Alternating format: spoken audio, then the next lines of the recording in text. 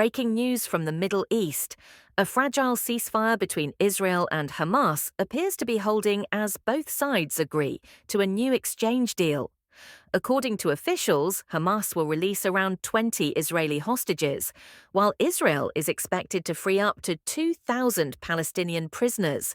The truce, brokered through Egypt and Qatar, is seen as a crucial step toward easing humanitarian suffering in Gaza after months of conflict. International leaders are calling it a small but significant breakthrough, one that could reshape diplomatic efforts in the region if both sides maintain the agreement. In Washington, the U.S. federal government has entered its second week of shutdown. Congress failed to reach a funding agreement, leaving thousands of federal workers without pay and many public services suspended. The standoff between lawmakers is intensifying as both parties trade blame over spending priorities. Economists warn that a prolonged shutdown could slow the economy and delay critical government programs. The White House says it remains hopeful for a deal, but negotiations have stalled, deepening uncertainty across the nation. World leaders are gathering in Sharm el-Sheikh, Egypt, for a historic summit aimed at shaping Gaza's political and humanitarian future. Representatives from more than 20 countries are attending, including the United States, the European Union, and Arab League members.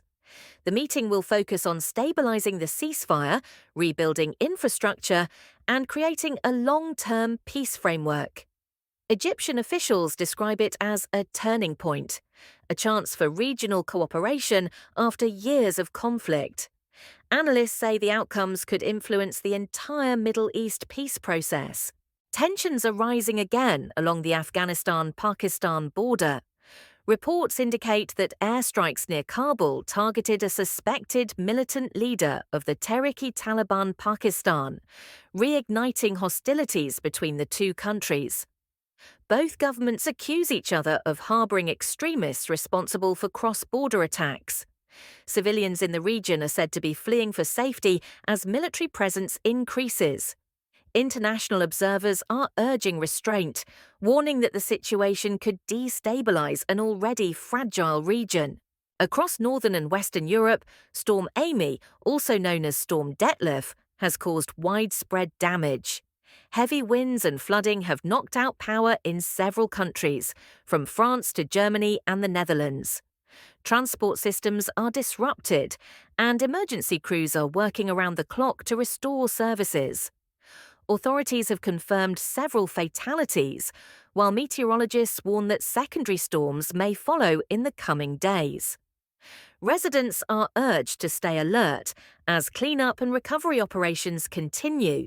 In sports news, it's a massive night for darts fans worldwide. The 2025 World Grand Prix final features an epic showdown between Luke Littler and Luke Humphries, two of the game's brightest stars. The atmosphere in Dublin is electric as the players compete for the coveted title. Littler, the teenage sensation, faces off against Humphries, known for his composure and precision. Analysts are calling it one of the most anticipated finals in recent history, with millions tuning in live. UEFA President Alexander Ceferin has confirmed that the European Championship format could soon face a major overhaul. Speaking at a press event, Ceferin said organisers want to make the tournament more exciting and competitive, especially in the qualifying stages. Possible changes include expanded group stages and new playoff structures. The move comes after feedback that recent editions were too predictable.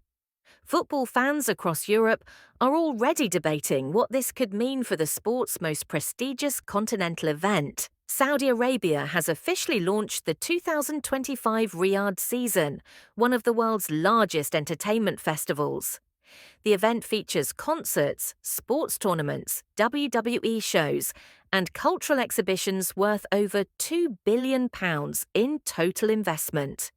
Crown Prince Mohammed bin Salman says the initiative reflects Saudi Arabia's goal to diversify its economy and promote tourism. Crowds are already filling the city's arenas, making Riyadh a global entertainment hub this month. For the first time, Oman is hosting the Asia Rugby Emirates Sevens Trophy. The event features top teams from across the continent competing in a high-energy tournament format. Organisers say it's part of a broader push to bring international sports to the Gulf region. The atmosphere is festive, with fans from multiple countries arriving to support their teams. Rugby officials hope the success of this event will mark Oman as a new destination for global sporting competitions.